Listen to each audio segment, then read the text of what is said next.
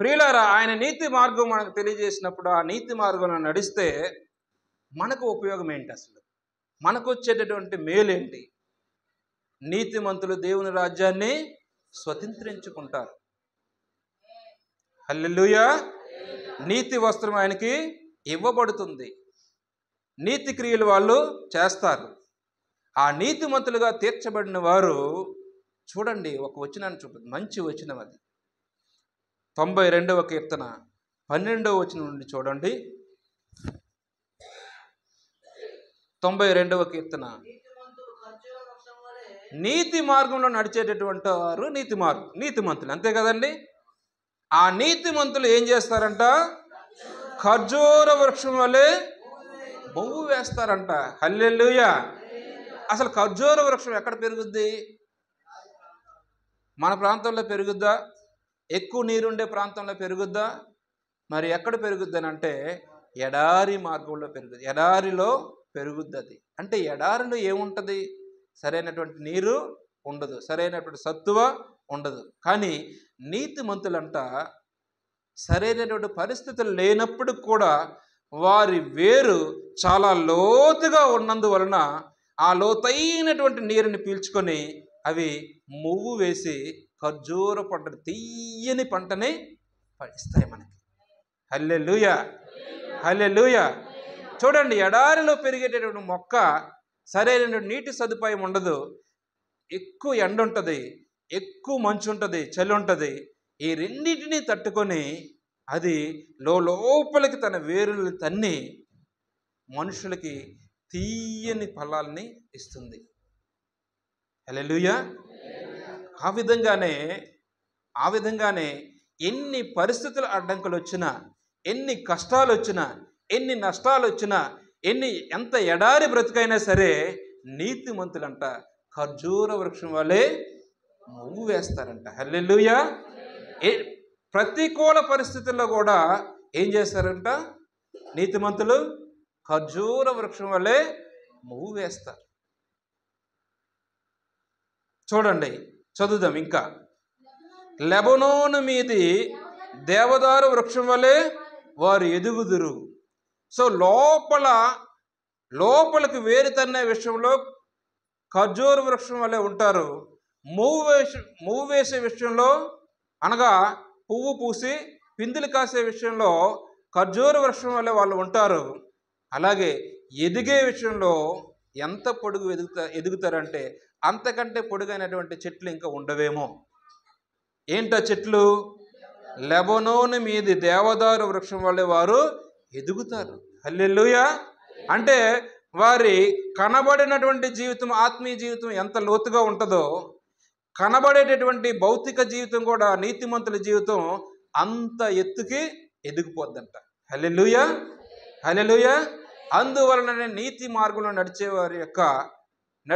నడుచుకున్న వారి యొక్క లాభం ఏంటనంటే వారు ఎడారి మార్గంలో కూడా, ఎడారుల్లో కూడా పువ్వు పూసి మొవ్వు వేసి తీయని ఫలాలనిచ్చి శక్తివంతమైనటువంటి ఆహారాన్ని ఇస్తాయి. ఏ మార్గం అది? నీతి మార్గం. నీతి మార్గం. చూడండి, 13వ వచనం చూడండి. అటువంటి వారు ఎక్కడ నాటబడతారంట? యెహోవా మందిరంలో నాటబడిన వారై వారు మన దేవుని ఆలయంలో, హల్లెలూయా, వారి నాటబడేటటువంటి స్థలం ఇప్పుడు ఏంటనంటే యెహోవా మందిరము. అంటే యెహోవా నివాసం చేసేటటువంటి స్థలంలో ఈయన కూడా నివాసం చేస్తూ ఉంటాడు. ఎవరు? నీతి మార్గంలో నడిచేటటువంటి వారు.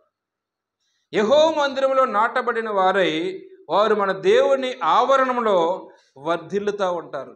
దేవుని ఆవరణంలో వర్ధిల్లుతూ ఉంటారు. 4 వైపులా వర్ధిల్లుతూ ఉంటారు.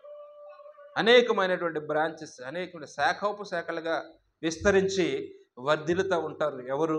నీతి మార్గంలో నడిచేవారు. ఇంకా చూద్దాం ఆ వచనాన్ని. నాకు ఆశ్రయదుర్గమైన యెహోవా యథార్థవంతుడనియు ఆయన యందు ఏ చెడుతనము లేదనియు ప్రసిద్ధి చేయుటకై వారు ముసలితలమందు ఇంకా చిగురు పెట్టుదురు. హల్లెలూయా.